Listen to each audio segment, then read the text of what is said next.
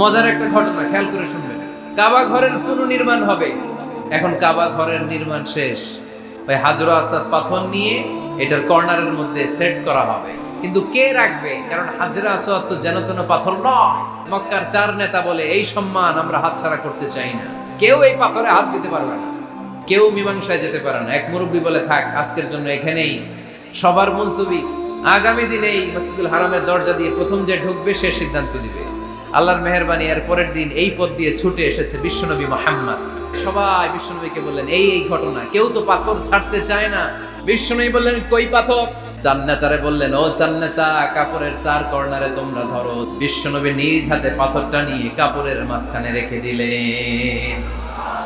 এবার বিশ্বনবী আগে আগে যায়, কাবার কাছে যে বিশ্বনবী আবার নিজ হাতে পাথরটা তুললেন, আবার নিজ হাতে কাবার ভেতরে রেখে দিলেন। পড়েন সুবহানাল্লাহ।